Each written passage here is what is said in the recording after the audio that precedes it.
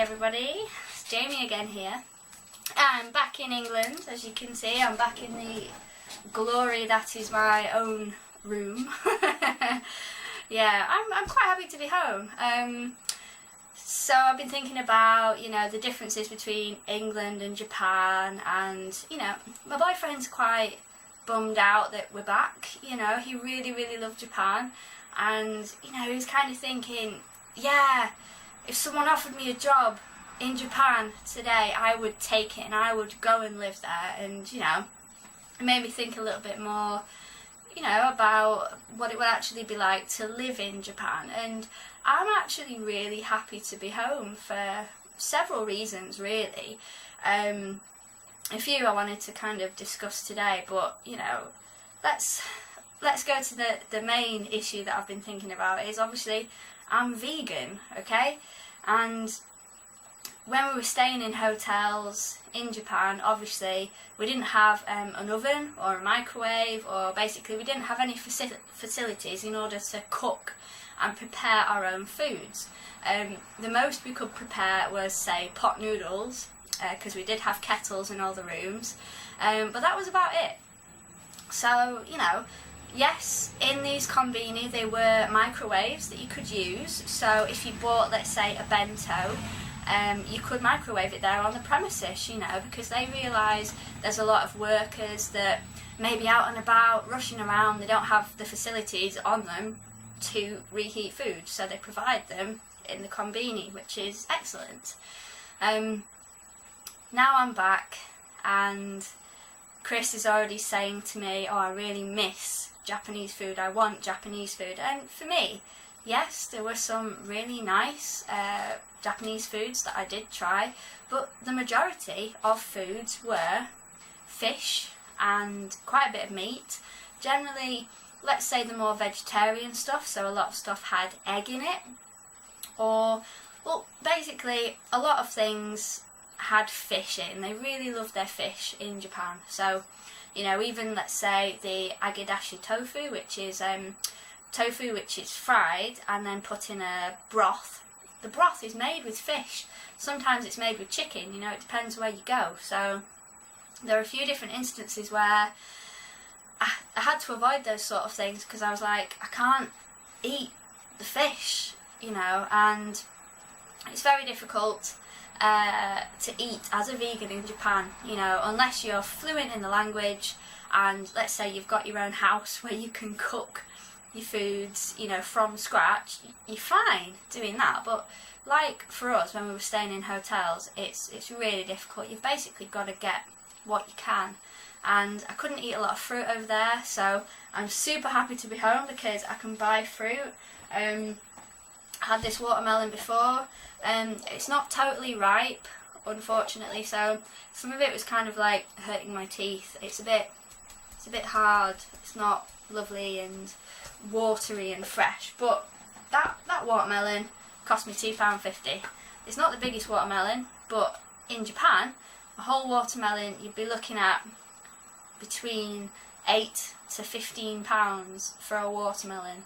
And I know there've been some videos by a durian rider where he says it's 70 or 60 American dollars for a watermelon. It's kind of like the same prices in Japan, really. I mean, I don't know what the conversion rate is for Australian dollars and Japanese yen, but I think that's pretty much the same. Very expensive. Fresh fruit was very expensive over there. As I've told you in my previous videos, an apple cost £2. I mean, yes, it was bigger than my fist, but £2 for an apple. You can't live off one apple, You've got to make a big meal out of it, which might be maybe 8 or 10 apples, depending on the size of them. And you can't, that's just, you don't want to be spending that much money, £10 on apples for one meal is a bit extreme. So now I'm back. I've had some watermelon and I'm having this orange juice as well. This is 1.75 litres for £2. The juice wasn't too expensive in Japan, but as I mentioned, it didn't actually have any pulp in, so no fibre in there at all.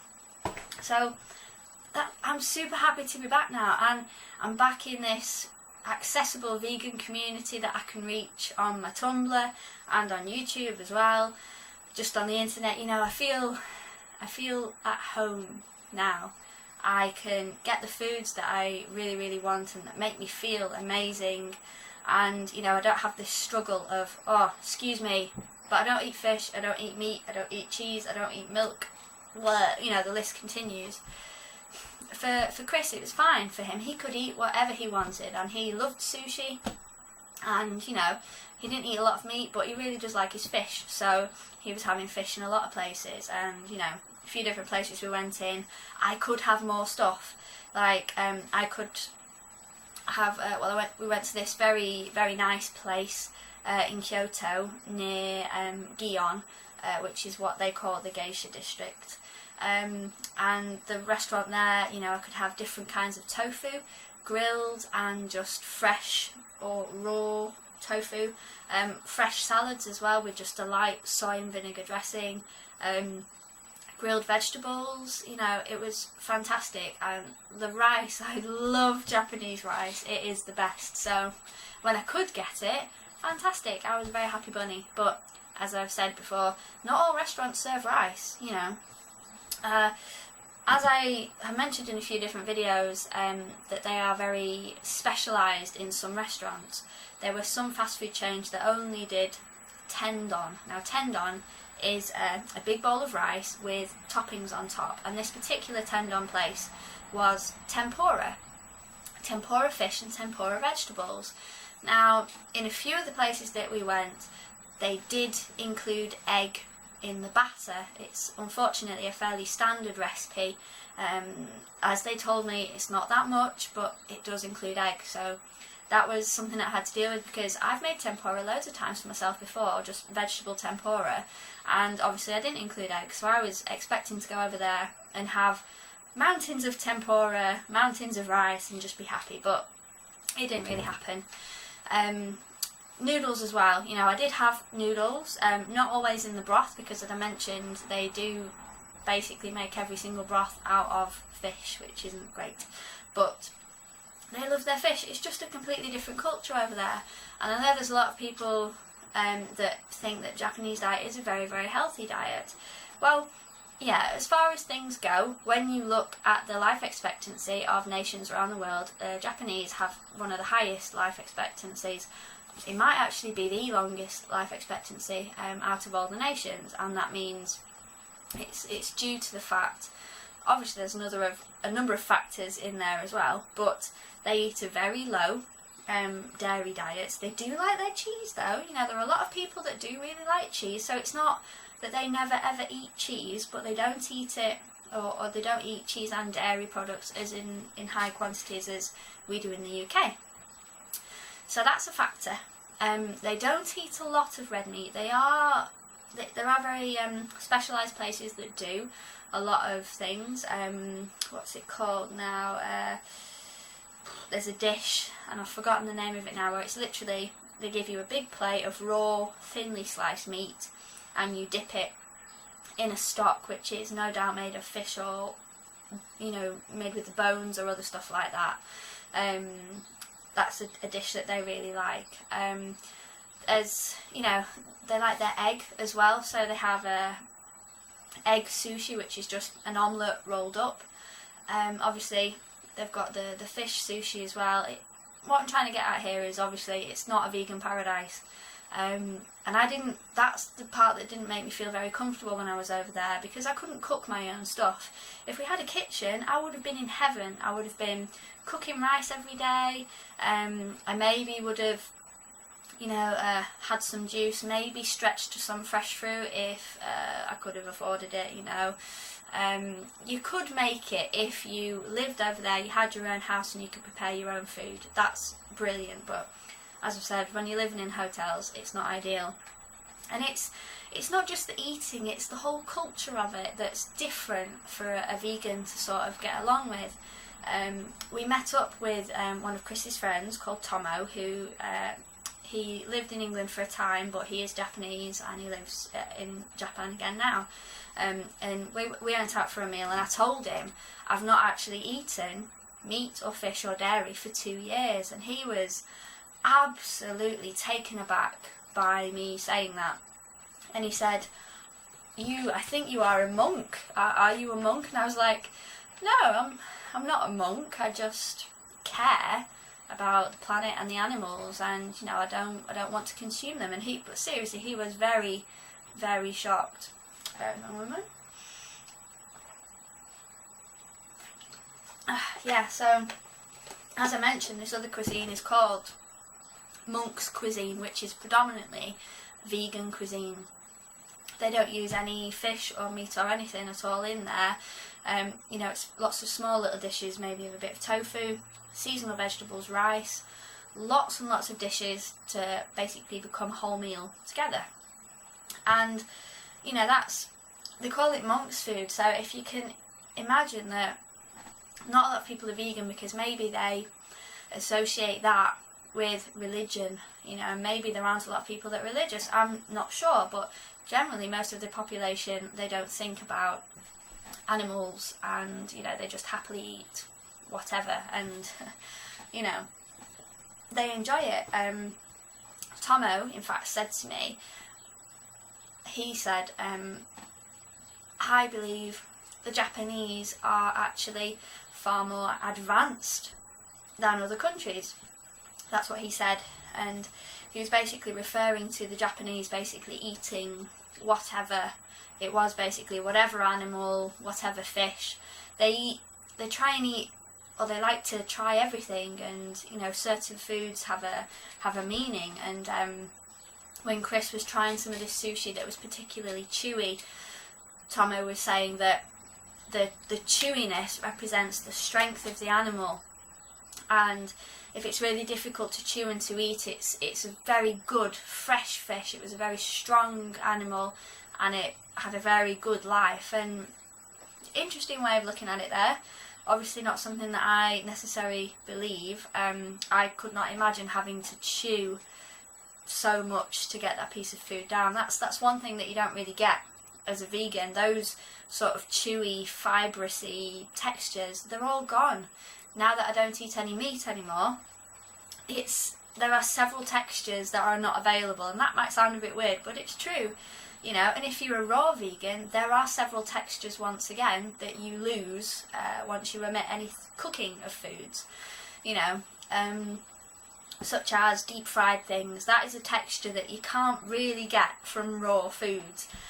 Yes, you can make kale chips and stuff like that in a dehydrator, but you know, that's gone through a sort of cooking process, so it's not natural, so it is different. But you know, interesting point of view, the Japanese being advanced in that way. Maybe that should be open to debate there.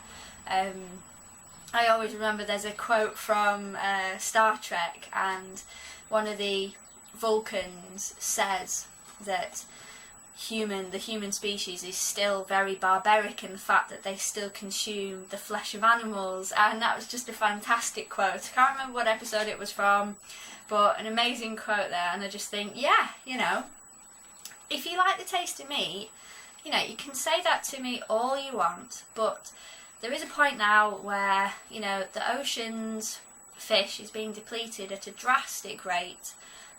We could be seeing the extinction of many, many sea creatures in 10, 20 years. You know, I'm not talking 100 years, 1,000 years, whatever. I'm talking, you know, within our lifetime, basically. You know, within my lifetime, your lifetime, it could happen if we keep eating fish at the rate that we are doing. So when we talk about being advanced, maybe we need to look a little bit deeper and reassess what we need as human beings to eat, you know. I had a really funny comment on one of my videos before that was basically saying that I'm really, really privileged by being able to assess my diet and pick and choose to be vegan, which is kind of true. You know, there are people out there who can't afford to eat fully raw vegan in the way that, let's say, Fully Raw Christina advertises, you know, with all the many, many fruits a day. You can live off a raw vegan diet, let's say by only consuming bananas and other cheaper fruits like that. Or if you can't afford that, do the raw till 4. You can get a massive, massive bag of rice, very cheap, and that will last you a long time. It'll provide you with a lot of carbs, a lot of nutrients, energy. You know, you don't have to go and buy the meat from the shops. So yeah, you know, it's different being back here. I did have a lot of funny faces given to me, you know, when I said I don't eat fish meat, whatever, you know, people were like, well, what do you eat, you know. I've had that at the Indian restaurant down the road. They said, well, what do you eat? And it's really funny because they have a vegan menu, so they know what vegans eat, you know, they can eat lentils and vegetables and rice. It's funny, like, oh, what do you eat? Well, I eat lots of things actually. So yeah, it's nice being back here. Obviously being back home, I don't have to parade what I eat. You know, obviously I'm doing it for you guys because you're interested in what I eat. But, you know, I don't go and sit on my lawn and have my big buffet of fruits and basically say to everyone, hey guys, look at what I'm eating, you know, come and have a look. I'm a vegan, you know, ooh, come and look at it. You know, I don't do that.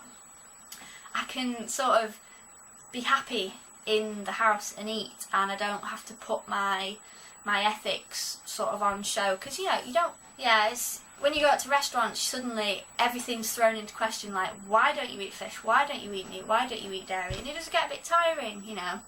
Obviously, if I actually lived in Japan, it would be better, in the sense that I could cook my own stuff, as I mentioned before. So who knows, maybe I might get over the whole thing. And I did really enjoy Japan. I'm not saying that I didn't enjoy it. I loved it. It was an amazing place, but there are things here that I much prefer, you know. Yes, England isn't as clean. Like, walking down the streets, there's broken glass, there's bottles, there's crisp packets, there's loads of rubbish on the floor. In Japan, immaculately clean. All the streets, it looked like there was no dirt on any of the streets at all. It was amazing. I've never seen such clean streets before. So that was a good thing about Japan. You know, the shops were good. There was a big variety of stuff in each of the shops. Here it's a little bit more bread, eggs, milk sort of thing, you know, the standard British kind of diet. The people over there were absolutely lovely, you know. I didn't meet a single person or talk to a single person that wasn't nice or tried to help or was, you know, friendly. They were all very nice people. Here, you're not sure what you're going to get. Yeah, I definitely do want to go back over there, but much at the moment, for the time in my life right now, I'm very happy to be here, and I love being vegan. I just want to, like, I don't care what anyone else thinks. I don't care if there's any more comments, silly comments by people hating on my lifestyle or whatever. You know, I feel great, and I feel so much better today. I had a date smoothie for breakfast, then I had my watermelon, and then I'm having this orange juice now, and then I think I might do a massive bowl of potatoes, maybe with some lettuce later on. And I know in my previous video I said I'm going to do like a raw challenge. Still getting into the swing of things back here. So I've got my first day back at work tomorrow. I've got a few days off. Obviously it's shift work, so I'm not working every day. So maybe come Wednesday I'll be settled into the routine a little bit more and I can prepare. Obviously I need my bananas to be ripe as well, guys. So I've got a big table of bananas at the moment that we bought the other day. They're not quite ripe yet, so I need to wait for them to ripen before I can do this raw challenge, otherwise I'm not going to have any food. So yeah, I need to buy some more dates as well. I'm going to stock up before I do this challenge, and I am intending to do it. I just want to make sure that I'm in the right mindset, that I'm not jet lagged anymore. Oh my god, I was so jet lagged yesterday and Saturday as well. That's why there were no videos. Well, I did do videos, but they weren't new ones. They were ones I'd previously filmed, so you get what I'm saying anyway. I feel so much better now. So yes, let's say by Wednesday, Thursday, the raw challenge may be commencing, and I'll show you what my stock is like that I've got to live off. You know, we'll take it from there. I'm not going to be too hard on myself because I'm already back on the fruit. I'm feeling great anyway. I might not need to do the fully raw thing, but excuse excuse me. We'll see how it goes. So yeah, thanks very much for watching my video again, and I will see you in a few days, I think. Thanks for watching.